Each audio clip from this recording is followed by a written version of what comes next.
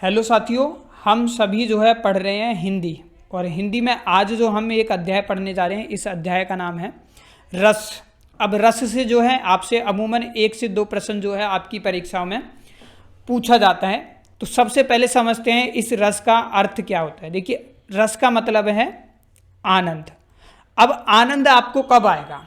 आनंद आपको तभी आएगा जब आप किसी चीज़ को या तो सुनते हैं यानी कि सुनकर, या आनंद आएगा आपको किसी भी चीज़ को पढ़कर, या फिर किसी चीज़ को आपको आनंद आएगा देखकर। यानी कि भी किसी भी चीज़ को आपको सुनकर, देखकर, पढ़कर जो आपको आनंद की अनुभूति होती है उसी को हम क्या कहते हैं? रस कहते हैं। जैसे कि देखिए, मैंने ये मान लीजिए एक न्यूज़पेपर है और न्यूज़पेपर में क्या है, एक चुटकुला पढ़ा, और उस चुटकुले को पढ़कर क्या है, मेरे को क्या हुआ? हंसी आ गई, यानी कि आनंद आया। तो वहाँ पर भी क्या था? हमारा रस ही था। तो आपको होपफुली समझ आया होगा। लेकिन आज इस वीडियो में हम पढ़ेंगे क्या? आज इस वीडियो में हम पढ़ने जा रहे हैं, सबसे पहले हम बात करेंगे रस की परिभाषा के बारे में। दूसरे नंबर पर हम बात करेंगे रस के प्रकार के बारे में, क्योंकि अमूमन क्वेश्चन बन जाता है। फिर हम पढ़ेंगे रस के तत्व के बारे में, और अंत में जो है हमने क्या पढ़ा उस रस के कुछ उदाहरण मैं आपको दूंगा, जिसमें आपको क्या करनी है? पहचान करनी है। तो अंत में हम पढ़ेंगे रस के उदाहरण व उसकी पहचान। तो सबसे पहले हम बात करेंगे परिभाषा की। अब परिभाषा क्या कहती है? परिभाषा कहती है किसी, आप नोट्स पढ़ते हुए जाइए या फिर बना लीजिए, दोनों आपके लिए बेनिफिट है। नोट्स आपको प्रोवाइड सेम डिक्टो मिलेंगे। तो किसी वाक्य को पढ़कर या सुनकर, पढ़कर या सुनकर, या किसी दृश्य को देखकर जो अनुभूति होती है उसे ही रस कहते हैं या रस कहा जाता है। ठीक है? तो किसी वाक्य को पढ़कर या सुनकर, किसी दृश्य को देखकर जो आनंद की अनुभूति होगी उसे ही हम क्या कहते हैं? उसे ही हम रस कहते हैं। जैसे उदाहरण से समझिए, जैसे उदाहरण, चुटकुला पढ़कर हंसना। यानी आपने कोई चुटकुला पढ़ा और आपको हंसी आ गई, तो वहां पर भी कोई ना कोई रस होगा। जैसे कॉमिक्स को पढ़कर हंसना। ठीक है? तो किसी चुटकुले को देखकर या किसी कॉमिक्स को पढ़कर आपको हंसना आए, हंसी आए, वहां पर भी क्या होगा? आपका कोई ना कोई रस जरूर होगा। तो यहीं से सवाल बन जाता है कि रस होगा तो कौन सा होगा? तो वो आपको उसके लिए पढ़ने पड़ेंगे रस के प्रकार। तो परिभाषा एक बार देख लीजिए कि किसी वाक्य को पढ़कर, सुनकर, या किसी दृश्य को देखकर जो आनंद की अनुभूति होती है उसे ही हम क्या कहते हैं? रस कहते हैं। आइए अब समझते हैं रस के प्रकार के बारे में। तो दूसरे नंबर पर जो है आपको हेडिंग लगानी है रस के प्रकार। अब देखिए, रस के जो हैं मुख्यतः प्रकार जो होते हैं वो हैं आपके 9 रस। और 9वां रस जो है कभी कभी डायरेक्ट पूछ लिया जाता है। 9वां रस जो है वो है आपका शांत रस।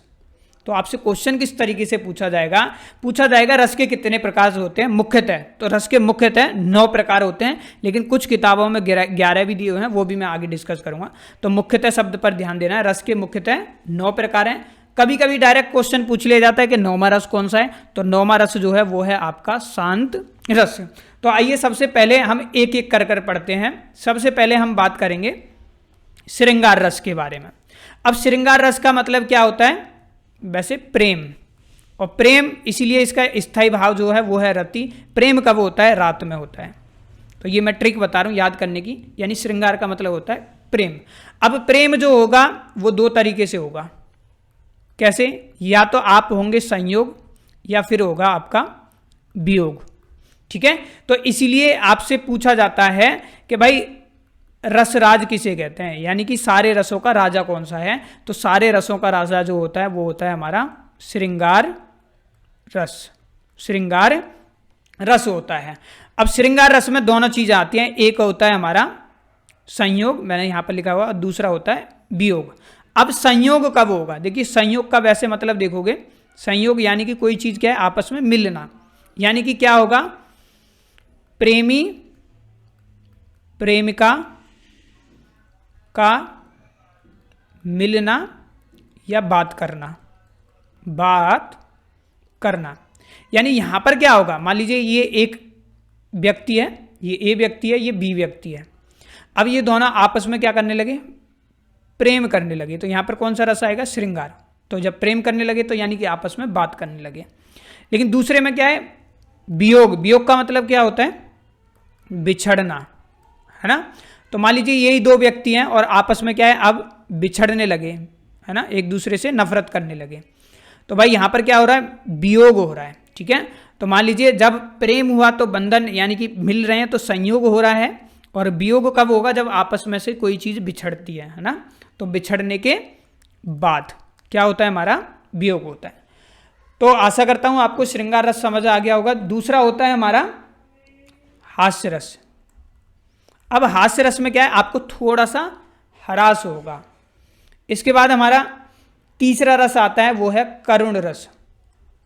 करुण रस क्या है, आपने किसी भूखे व्यक्ति को देखा और भूखे व्यक्ति को देखकर क्या है, आपके मन में क्या है, थोड़ी सी करुणा आ गई, है ना, दया आ गई आपको, तो वहां पर क्या है, आपका करुण रस होगा। चौथा जो है, चौथा होता है हमारा वीर रस। वीर रस यानी कि आपके अंदर आएगा उत्साह। जैसे आपने मान लीजिए एक मोटिवेशन मूवी देख ली या आपने बॉर्डर जैसी मूवी देख ली, तो आपके अंदर क्या है, एकदम उत्साह आपके अंदर आ जाएगा, देश के प्रति हो सकता है। तो कोई भी आपने ऐसी मोटिवेशन स्टोरी देखी या कुछ भी पढ़ा आपने, तो ये क्या सा होता है, हमारा वीर रस होता है। अब कुछ रस मैं यहां पर लिख रहा हूं। पांचवा रस जो होता है वो है हमारा रौद्र रस। रौद्र रस, देखिए नोट्स आपको मिल जाएंगे, वीडियो भी देखनी है, नोट्स आपको जरूर पढ़ने हैं।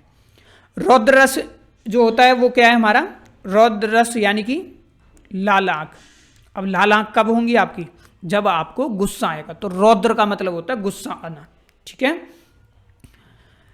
फिर आता है हमारा भयानक रस। अब भयानक रस में तो ये शब्द दिखाई दे रहा होगा आपको, भय। यानी आपने कोई भी एक ऐसी मूवी देख ली, मान लीजिए भूत वाली मूवी आपने देख ली, तो भाई आपको थोड़ा सा भय हो गया, तो भयानक रस यानी कि भय लगेगा आपको। 7 नंबर पर आता है हमारा विभत्स रस। विभत्स रस। अब विभत्स रस यानी कि किसी गंदी बात, जैसे किसी ने बोला आई छी, आपने ऐसा काम किया है, ठीक है, तो वहां पर क्या है, विभत्स रस है। 8वां रस जो होता है वो है हमारा अद्भुत रस। अद्भुत, ठीक है, अद्भुत होगा, अद्भुत, ठीक है, अद्भुत रस। अब अद्भुत रस क्या है, आपको चीजों को देख करके आश्चर्य होगा, आश्चर्यचकित होता, आश्चर्य, ठीक है। जैसे आपने बोला, कोई मान लीजिए, जैसे एग्जाम्पल मैं लेता हूँ, जैसे मान लो कोई व्यक्ति है जो मरने के लायक नहीं है, लेकिन उसकी आपको पता लगी और वो मर गया, तो थोड़ा सा आश्चर्य होंगे। या आपको पता लगा कोई चीज़ ऐसी जो आपको आश्चर्यचकित कर दे, ठीक है, तो वहाँ होता है अद्भुत रस। फिर 9वां रस मैंने अभी आपको बताया, वो है हमारा शांत रस, ठीक है। तो बहुत ज़्यादा क्या होगा, शांत रस में क्या होगा, आपका निर्वेद रहेगा, यानी कि आप शांत स्वभाव के रहेंगे। तो ये मुख्यतः 9 है, लेकिन एक 10वां रस भी है, और 10वां रस जो है वो है आपका वात्सल्य रस, ठीक है, वात्सल्य रस। अब ये वात्सल्य रस कब होता है, जब माँ का बच्चे के प्रति प्यार होता है ना। जैसे मान लीजिए ये एक माँ है, ठीक है, और इसका अपने बच्चे के प्रति प्यार है, तो वहां पर कौन सा होगा, वात्सल्य रस होगा। इसके बाद 11 नंबर पर एक और आता है, वो होता है हमारा भक्ति रस। अब भक्ति तो भाई भक्ति की बात होती है, भक्ति रस, ठीक है, भक्ति रस यानी ईश्वर के प्रति भक्ति, जैसे मीरा थी, ठीक है। तो या आप भी हो सकते हैं, मैं भी हो सकता हूँ। तो भक्ति रस यानी भगवान की भक्ति। ठीक है, तो ये 11 हो जाते हैं। अब कहीं से भी क्वेश्चन बने आप निश्चित इसे कर पाएंगे। तो मैंने आपको अभी तक क्या पढ़ा दिया, मैंने आपको पढ़ा दिया रस की परिभाषा, रस के प्रकार। लेकिन अब जो हम पढ़ेंगे, अब पढ़ेंगे रस के तत्व के बारे में। तो क्या पढ़ेंगे अब हम पढ़ते हैं रस के तत्व। तो आप सभी अब हेडिंग लगाइए, रस के तत्व। अब रस के तत्व कौन कौन से हैं? तो रस के तत्व हैं आपके, ये रस के तत्व मैं आप सभी के सामने लिख रहा हूँ। सबसे पहले होता है स्थायी भाव। यानी स्थायी भाव क्या होते हैं? जो भाव क्या होते हैं हमारे मन में जो है ना, वो जन्म से ही होते हैं, लेकिन उनको एक अनुकूल वातावरण मिल जाए तो वो क्या हो जाएंगे, आपके बाहर निकलने लग जाएंगे। वो होते हैं हमारे स्थायी भाव। ठीक है, जैसे आपने कोई भूत वाली मूवी देख ली, अब आपके मन में क्या है, एक जो भय बन गया, तो वो क्या है, आपके अंदर भय जो बना है वो एक स्थायी भाव है। यानी आपको एक वातावरण कैसा मिला, भूत वाली मूवी देख ली और आपको एक भय सा प्रतीत हो गया। अभी हम पढ़ेंगे तो सबसे पहले होता है स्थायी भाव। दूसरा हम पढ़ेंगे विभाव। विभाव में क्या होता है, विभाव में जो है हमारे स्थायी भाव को है ना जगाने वाले तत्व होते हैं जो और ज़्यादा तेज कर देते हैं, ये भी हम पढ़ेंगे। फिर आता है हमारा अनुभाव। अनुभाव, अब अनुभाव क्या होते हैं? अनुभाव क्या होते हैं? ये हमारी शारीरिक चेष्टाएं होती हैं, और ये जो होती हैं वो दो तरीके की होती हैं, या तो हम जानबूझकर करेंगे या फिर हमारे अंदर स्वतः ही हो जाती हैं। और चौथा जो होता है वो होता है हमारा संचारी भाव। संचारी भाव, या इसे हम बोलते हैं व्याभिचारी भाव। ठीक है, जिसे आशिक भी बोल देते हैं कभी कभी। अब ये कौन सा होता है संचारी भाव? तो ये क्या होते हैं, जो भाव क्या है हमारे संचारी का मतलब ही यही है, यानी जो भाव क्या है हमारे अंदर थोड़े समय के लिए आकर आते हैं और फिर गायब हो जाते हैं। जैसे आपको गुस्सा आया, थोड़ी देर आया, फिर आप नॉर्मल हो जाएंगे। तो सबसे पहले हम जो पढ़ेंगे वो पढ़ेंगे यहाँ पर स्थायी भाव, स्थायी भाव के बारे में। अब स्थायी भाव होते क्या हैं? तो देखिए मैं थोड़ा सा इसको ऊपर कर देता हूँ। सबसे पहले हम समझेंगे स्थायी भाव। तो देखिए स्थायी भाव की बात करें, जो भाव हमारे मन में जन्म से ही होते हैं, परंतु छिपे रहते हैं और अनुकूल वातावरण मिलने पर बाहर आते हैं। तो बाहर आते हैं, उन्हें हम क्या कहते हैं? उन्हें हम स्थायी भाव कहते हैं, स्थायी भाव कहते हैं। और ये स्थायी भाव जो होते हैं वो प्रत्येक रस में क्या है, प्रत्येक रस में अलग अलग स्थायी भाव होते हैं। अलग अलग, प्रत्येक रस में क्या है, अलग अलग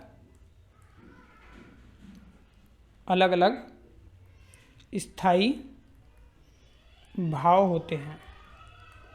जैसे देखो कैसे, मैंने बोला आपसे वीर रस, यानी आपने कोई गाना सुना या आपने कोई उत्साहवर्धक यानी जो मोटिवेशन मूवी देखी या कुछ भी, तो आपके अंदर क्या हुआ, वीर रस आएगा। तो उसका स्थायी भाव क्या होता है? हमारा उत्साह होता है। लेकिन अगर मैं आपसे बोलूं किसी को देखकर आपको करुणा या दया आ गई, है ना, जैसे करुण रस हो गया तो उसका शोक हो गया। तो यहाँ पर दोनों में अंतर देख रहे हो, इसका क्या था, वीर का उत्साह हो गया और करुण का क्या हो गया, शोक हो गया। इसलिए क्या है, प्रत्येक रस में क्या है, अलग अलग स्थायी भाव होते हैं। अब ये रस और उनके स्थायी भाव हम पढ़ेंगे। तो ध्यान रखना है, स्थायी भाव क्या होते हैं? जो भाव हमारे मन में जन्म से ही होते हैं परंतु छिपे रहते हैं अनुकूल वातावरण मिलने पर। देखो जन्म से ही होंगे। अब मान लीजिए आपके अंदर वीर रस है, उत्साह आपके अंदर है जन्म से, लेकिन हमेशा छुपा रहता है। कभी डाउन होगा तो आप क्या करोगे? मूवी देख लोगे, और मूवी देख लोगे तो आपके अंदर क्या है? आपको अनुकूल वातावरण मिल गया, आपने यूट्यूब पर कोई वीडियो देख लिया कुछ भी और वातावरण मिल गया, तो फिर आप क्या हो जाओगे? मोटिवेटेड हो जाओगे। ऐसी क्या है? आपको किसी पर करुणा दया आ गई, फिर आपके अंदर शोक भी हो सकता है। ऐसी क्या है? आपको प्रेम, कोई सुंदर स्त्री देख ली या लड़की देख ली, या किसी लड़की ने कोई हैंडसम बॉयज देख लिया, लड़का देख लिया, तो उल्टा भी हो सकता है। ठीक है, तो आइए अब हम समझते हैं कि रस और उनके स्थायी भाव होते कौन कौन से हैं, क्योंकि अलग अलग बात हो रही है। तो एक तरफ आप जो लिखोगे वो लिखोगे रस, और दूसरी तरफ लिखोगे स्थायी भाव। ठीक है, तो कौन से रस में कौन सा स्थायी भाव हमारा होता है? तो सबसे पहले रस हमने पढ़ा था, वो था हमारा श्रृंगार रस।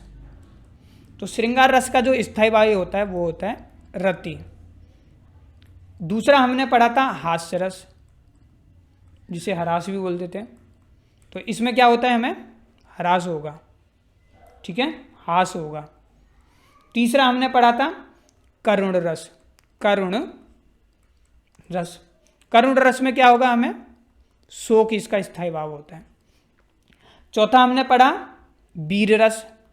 वीर रस, वीर रस का क्या होता है? आपका उत्साह। तो देखिए मैं अभी समझाते हुए आ रहा हूँ कि मान लीजिए आपने कोई मूवी देख ली या वो देख लिया, तो ये इसकी स्थायी भाव है। पांचवा आपने पढ़ा रौद्र रस। अब कोई बात ऐसी होगी कि भाई आपको गुस्सा आ गई उसे देखकर, ठीक है, तो वहाँ कौन सा हो जाएगा? रौद्र रस। तो रौद्र रस का जो है वो क्या होता है? हमारा क्रोध, स्थायी भाव। और ये पूछ लिया जाता है, डायरेक्ट पूछ लिया जाएगा कि क्रोध जो है किसका, कौन से रस का स्थायी भाव है? तो 4 ऑप्शन दे देगा, रौद्र रस का, वीर रस का, करुण रस का या हास्य रस का। तो आपको पता होगा कि रौद्र रस का है, तो आपका आंसर सही हो जाएगा। ऐसे क्वेश्चन बनते हैं यहाँ पर। छठा देखिए विभत्स रस। अब विभत्स रस कौन सा होता है? जो विभत्स रस है इसका मतलब क्या है आपका? इसका होता है हमारा घृणा। घृणा, घृणा, जिसको जुगुप्सा भी बोला जाता है, जुगुप्सा। 7 नंबर पर आता है हमारा भयानक रस। अब इसका भयानक रस का क्या है? हमारा भय। 8वां आता है हमारा अद्भुत रस। अद्भुत रस, अद्भुत रस, इसमें क्या होगा? आपको आश्चर्य होगा या आपको विस्मय भी कह लीजिए, ठीक है, जिसमें आश्चर्य लगे किसी चीज को। फिर ये रस है। 9वां रस कौन सा होता है हमारा? शांत रस। शांत रस, इसका स्थायी भाव होता है निर्वेद। ठीक है, ये रस है, ये इसके स्थायी भाव है, ऐसे आप लिख लीजिए। 10वां, 9 मैंने आपको पढ़ाए थे, लेकिन 10वां भी मैं आपको बता देता हूं, जैसे वात्सल्य। वात्सल का क्या होगा हमारा स्थायी भाव? वत्सल। वत्सल यानी बच्चे के प्रति माँ का। और अंत में हमने पढ़ा था भक्ति रस, यानी इसका स्थायी भाव होता है भक्ति। तो क्वेश्चन आपको कोई भी स्थायी भाव दे देगा, या ऐसे भी दे सकता है, कोई भी आपको रस दे देगा और उसका क्या पूछ लेगा आपसे? स्थायी भाव पूछ लेगा। तो इसलिए ये आपको याद होना चाहिए। श्रृंगार का रति है, हास्य का आपका हास है, करुण रस का शोक है, वीर का उत्साह, रौद्र का क्रोध, विभत्स का आपका घृणा या जुगसा, जैसे कोई चीज़ आपने देखी छी ये। भयानक रस का आपका भय, कोई मूवी आपको देखकर भय हो गया। अद्भुत का आपको आश्चर्य होगा। शांत रस यानी आप शांत यानी निर्वेद रहेंगे। स्थायी भाव है वात्सल यानी वत्सल, और भक्ति रस जो है वो आपका भक्ति है। ठीक है, अब जो है हम पढ़ेंगे, ये हमने पढ़ लिया पहला स्थायी भाव। अब हम पढ़ेंगे विभाव के बारे में। तो दूसरे नंबर पर आइए। दूसरा हमें क्या पढ़ना है? तत्व के बारे में हमें पढ़ना है विभाव। अब विभाव क्या होते हैं? स्थायी, क्या होते हैं? स्थायी भाव, स्थायी भाव को जगाने वाले तत्व क्या कहलाते हैं? हमारे विभाव कहलाने वाले।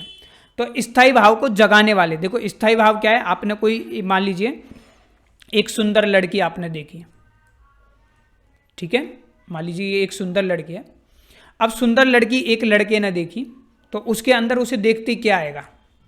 उसके अंदर श्रृंगार रस आ जाएगा। और श्रृंगार रस का स्थायी भाव क्या होता था? यानी क्या आया उसके अंदर? श्रृंगार रस आया। श्रृंगार रस का स्थायी भाव क्या हुआ? रति। रति यानी कि प्रेम की भावना उसके प्रति उत्पन्न हुई।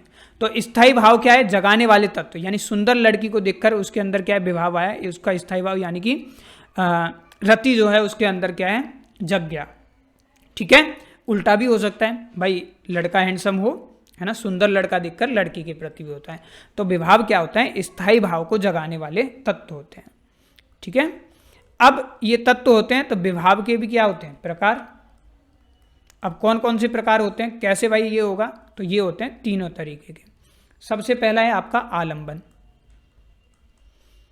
आलंबन क्या होता है? जिसके कारण स्थायी भाव क्या है? उत्पन्न हुआ हो। फिर होता है हमारा उद्दीपन। उद्दीपन क्या होता है? स्थायी भाव को और तीव्र कर दे।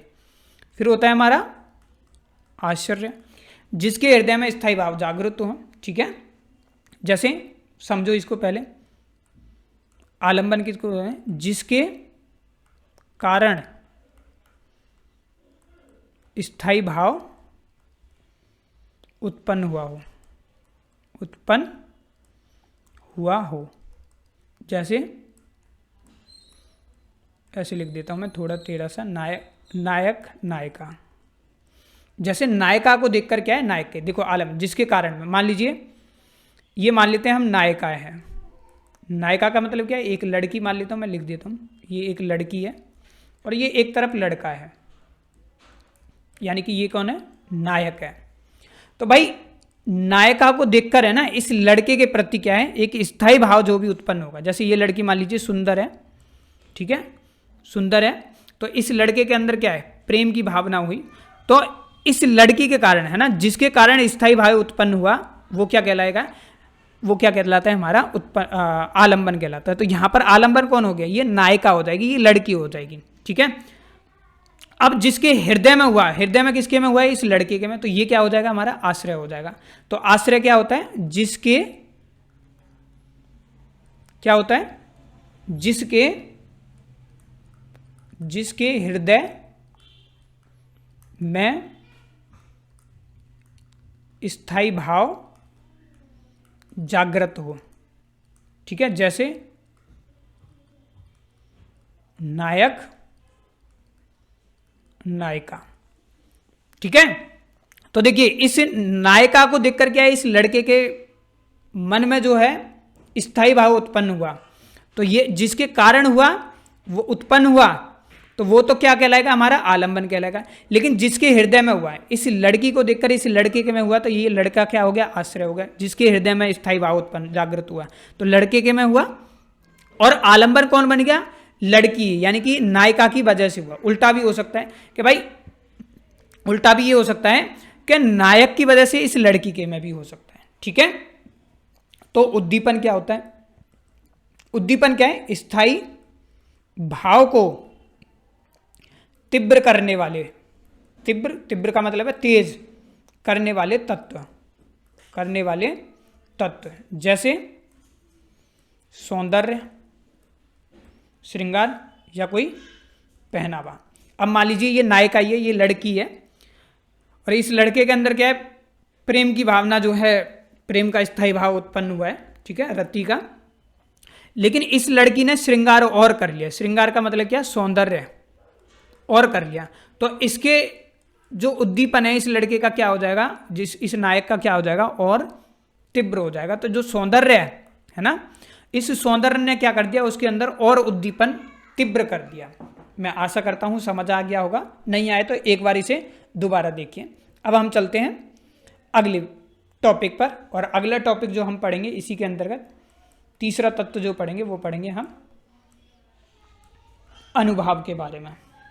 अब अनुभाव क्या होते हैं? अनुभाव होते हैं मन के मन के भावों को व्यक्त करने वाली शारीरिक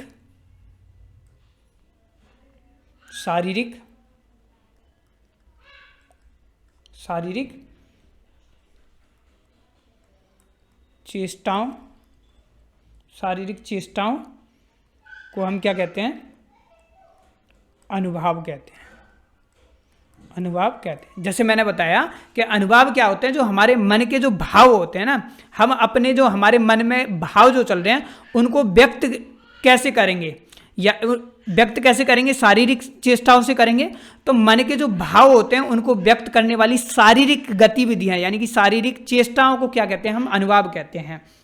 अब ये जो है ना, शारीरिक चेष्टा दो प्रकार की होती हैं, अभी क्लियर हो जाएगा। देखिए, ये चेष्टाएं जो होती हैं, ये चेष्टाओं दो प्रकार की होती हैं। ये चेष्टाएं होगा, सही से लिख लीजिएगा, चेष्टाएं। ठीक है, ये वाला मिटा दिए। तो ये चेष्टाएं दो प्रकार की होती हैं, पहली और दूसरी दोनों बता रहा हूँ। पहली होती है आपकी कथिक, जिसे हम काथिक भी बोलते हैं, और दूसरी होती है हमारी सात्विक। ठीक है, तो कात्विक और सात्विक। तो देखिए, जो हमारे मन के भावों को व्यक्त करने वाली शारीरिक चेष्टाएं जो होती हैं वो दो तरीके की होती हैं। अब जो हमारे मन में भाव चल रहा होगा उन्हें शारीरिक चेष्टाएं दो तरीके से ही हम अपने भावों को क्या कर सकते हैं? व्यक्त कर सकते हैं। कैसे कर सकते हैं? या तो आप जानबूझकर करोगे। जानबूझकर कैसे करोगे? किसी को आंख मार रहे हो या कुछ भी कर रहे हो। सात्विक कैसे है? जैसे कोई आपको ठेस कर दे, आपके अंदर से ही स्वतः क्या है? आंसू बहने लग जाए। तो ये जो है सबसे पहले जो क्या है? हमारी कथिक है ना, काथिक भी बोलते हैं इसे। तो ये क्या होती है? जानबूझकर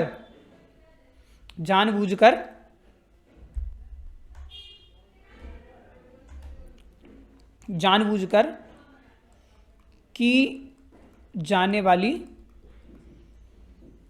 शारीरिक हरकत।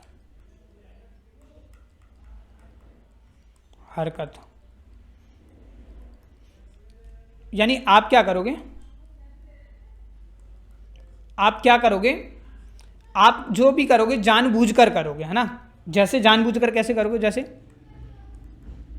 आंख मारना। ठीक है भाई, आप जानबूझकर कर रहे हो ये हरकतें जो भी करोगे। जैसे किसी को देखकर सीटी बजाना, ठीक है, या कोई अन्य इशारा जो आप जानबूझकर कर रहे हैं। ठीक है, अब सात्विक कौन सी होती है? सात्विक होती है हमारी स्वतः होने वाली हरकत, यानी स्वयं ही हो जाएगी वो।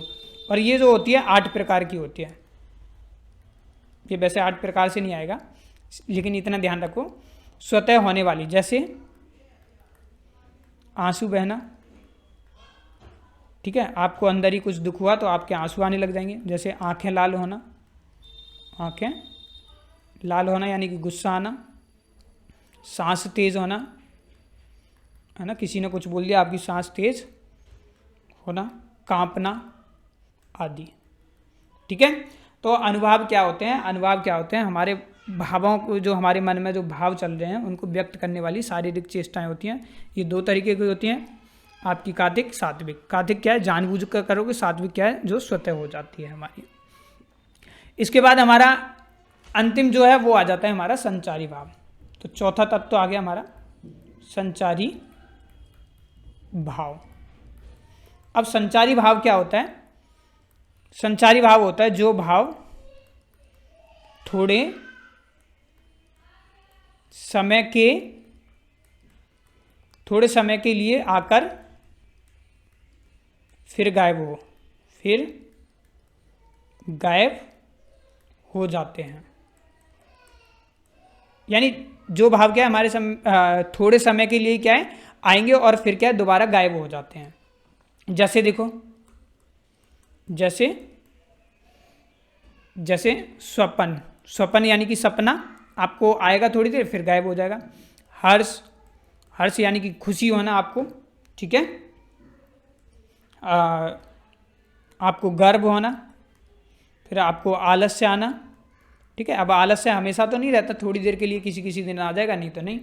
फिर जड़ता, ऐसी और भी हैं जैसे गिलानी, ठीक है, स्मृति, उन्माद, ठीक है, आवेग, उग्रता या शंका या आपका विषाद आदि, ठीक है। और ये जो होते हैं ये कुल 33 प्रकार के होते हैं। अब 33 प्रकार पढ़ने की ज़रूरत नहीं है, बस इतना ही रखो, ठीक है। प्रकार पढ़ने की ज़रूरत इसलिए नहीं है क्योंकि वहाँ से क्वेश्चन बहुत कम ही बनेगा, बस इतना याद रखो कि संचारी भाग जो होते हैं थोड़े समय के लिए आकर के फिर होते हैं। जैसे आपको खुशी होगी ना तो थोड़े, जैसे आपने एक मोबाइल लिया तो थोड़ी देर ही खुशी होगी आपको, 1-2 दिन होगी, फिर वही हाल हो जाएगा। आलस्य थोड़ी देर के लिए आएगा, फिर वही है। अब हम पढ़ेंगे चौथा। अब मैंने पूरा रस आपको पढ़ा दिया है, अब चौथे कुछ मैं उदाहरण दे रहा हूँ आपको, ठीक है। तो उनको पहचानना है आपको, तो उदाहरणों के साथ रस की पहचान, कुछ उदाहरण दे रहा हूँ, उनको आपको पहचानने की कोशिश करनी। जैसे उदाहरण नंबर पहला देखिए, पहला लिखा मैंने, तुमने धनुष तोड़ा, शशि शेखर का मेरे नेत्र देखो,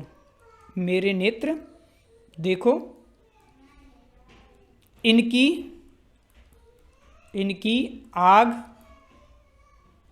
में डूब जाओगे, सावंश राघव। अब क्या क्या रहा, दोबारा पढ़ते हैं इसको, अब आपको पहचाने। देखो, तुमने धनुष तोड़ा शशि शेखर का, मेरी नेत्र देखो, इनकी आग में डूब जाओगे, सावंश राघव।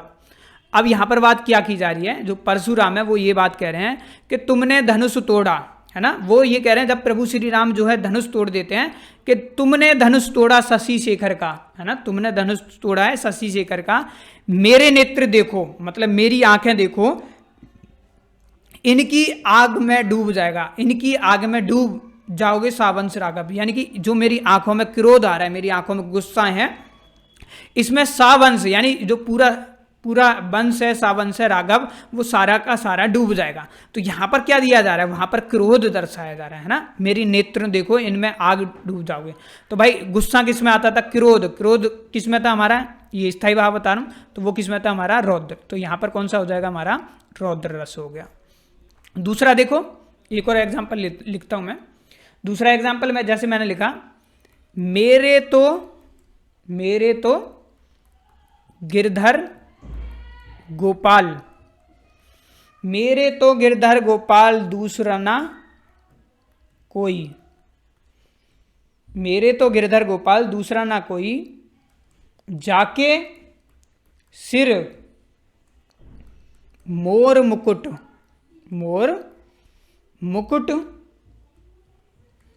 पैरों पति सोई। ठीक है, तो क्या क्या बात की जा रही है, बात की जा रही है कि मेरे तो गिरधर गोपाल दूसरा ना कोई, जाके सिर मोर मुकुट पैरों पति सोई। यानी मेरे तो गिरधर गोपाल हैं, यानी मेरे तो श्री कृष्ण, गोपाल के लिए बोला जाता है, मेरे तो कृष्ण मुरारी गोपाल हैं, दूसरा और कोई नहीं है, जिसके सिर पर क्या है, मोर मुकुट है, पैरों के पति क्या है, सोते हैं। तो भाई यहाँ पर क्या करा है, मैं तो प्रेम करता हूँ ना, मेरा तो गोपाल से क्या है, मेरे तो गिरधर गोपाल हैं, इसका मतलब मैं प्यार करता हूँ और कोई नहीं है। तो यहाँ पर क्या हो जाएगा आपका, यहाँ पर जो होगा वो होगा आपका प्रेम किसमें था, श्रृंगार रस में। ठीक है, तो इस तरीके से क्या करनी है आपको, ये सारे उनकी जो है पहचान आपको करनी होगी। ठीक है, तो ये था वीडियो। अब जो है आप इसके जितनी प्रैक्टिस हो प्रैक्टिस कीजिए, जितने अच्छे से इनको समझोगे उतने ही जो है प्रैक्टिस करोगे और समझोगे तो निश्चित आपका एक भी जो प्रश्न है वो छूट नहीं पाएगा। तो फिलहाल आज के लिए इतना ही। Thank you for watching.